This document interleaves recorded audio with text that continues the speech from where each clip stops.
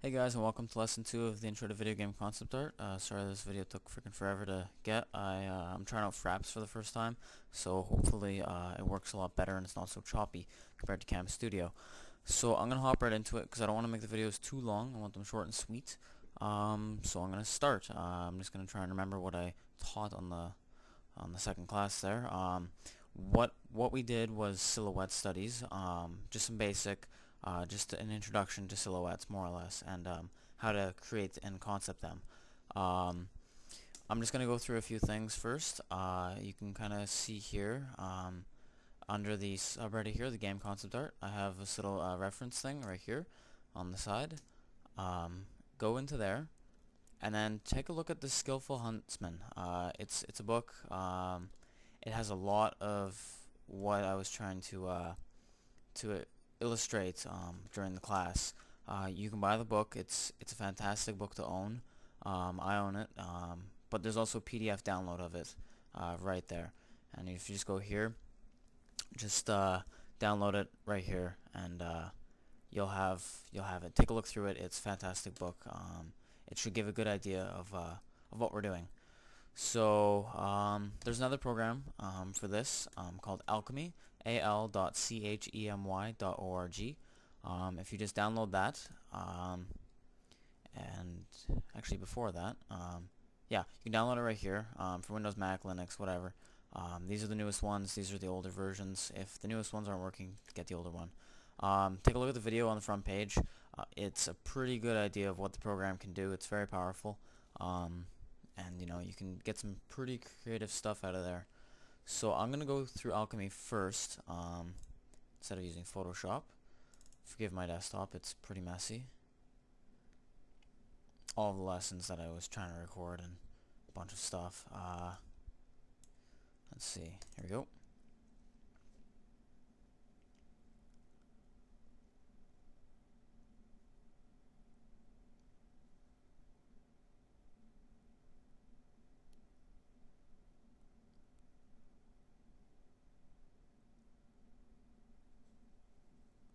Come on. Alright, so now that Alchemy is finally opened, due to my slow-ass computer, I'm going to just go through the basics of the program.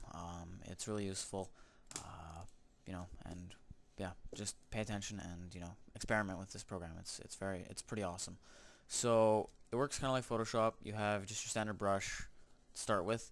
There are no undos in this program, so if you mess something up, well, too bad. If you just bring your cursor to the top here, it'll drop down this bar, hit clear, clears the canvas. What we're going to want to take a look at first is under the create button here, we have all these options, and with each of them you can kind of see with mic shapes, now that I'm currently speaking, since I have a microphone, when I talk, the size of the brush stroke or whatever this is changes depending on what sounds are being inputted into the computer. Artistic masturbation, that's all it is. It's, you really don't need it, but it's kind of cool. There's speed shapes, which give very jagged depending how fast you move your brush from one point to another, and they'll change size. The important ones though are the pull shapes here. And what the pull shapes are, if you go under the pull shapes here, you can choose a folder which has different parts in it. So like the bones folder is going to have just a bunch of images of bones. You can get different ones online. You can just download them and install them as packets.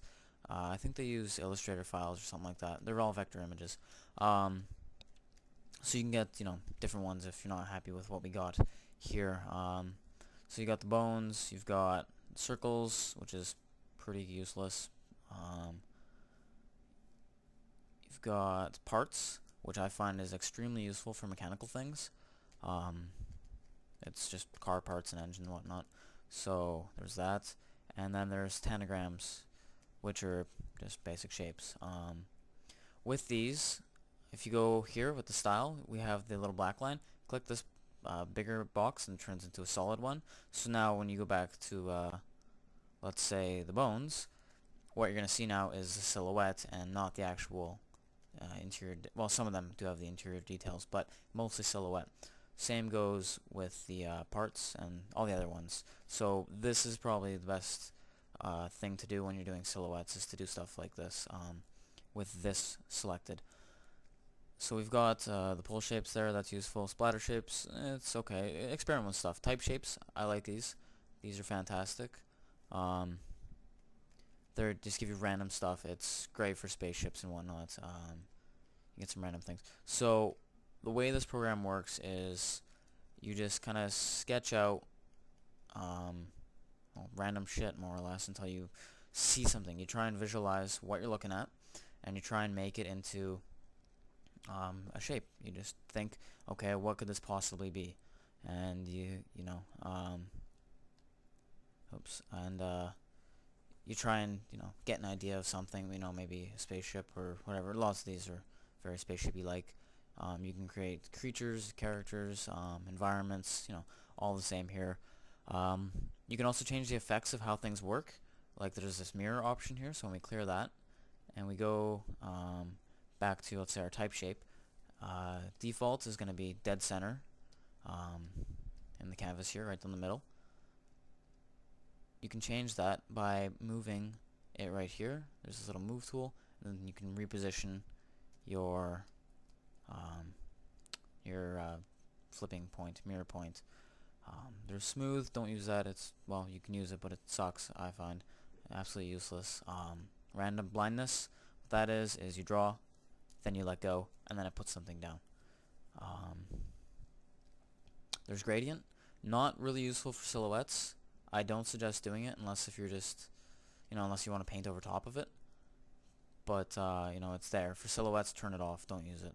For the purpose of this exercise, keep it off. So with this, let's do something here. Let's turn off mirror. Let's turn off gradient. You have to go back and select each one. It's kind of lame. And let's leave type shapes on. Whatever. Okay. Just get some random shapes here. We'll work with something. Okay. There's multiple ways to export this. You can go File, Export. What I just do though is hit Print Screen on my keyboard, go to Photoshop, and simply paste. Ta-da! They're there. So I'm just going to cut them out.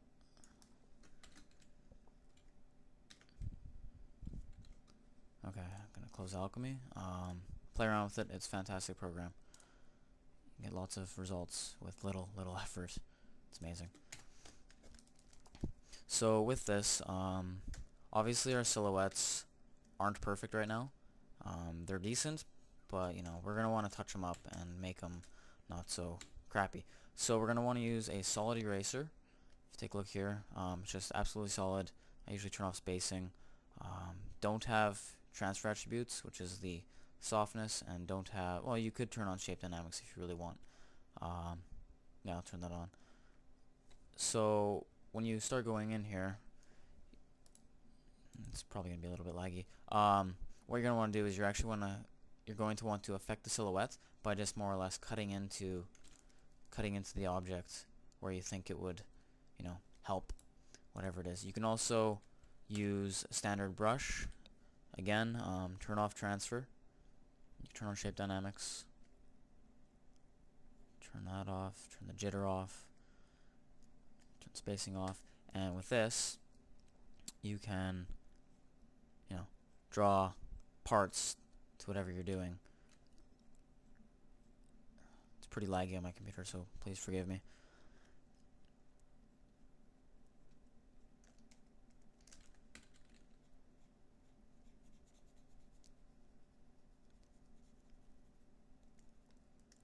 So you kind of go through each of these, and if you don't have anything like this one here, I don't see anything.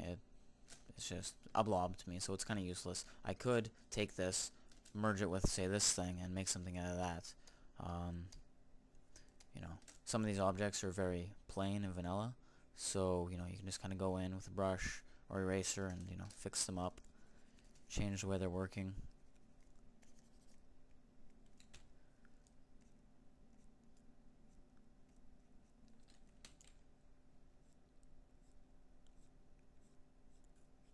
You don't want to spend too long on these, you know, maybe a couple minutes a piece. You really don't need to spend that much time. They're silhouettes, they're just basic things just to get the idea.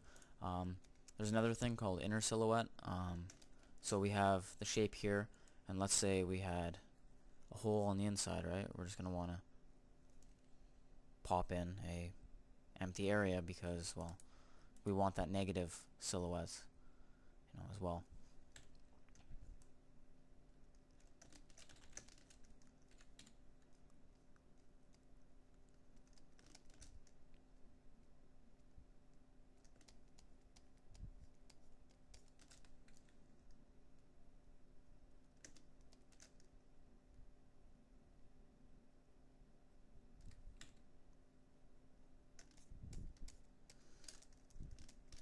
So that's the basic idea. Just, you know, and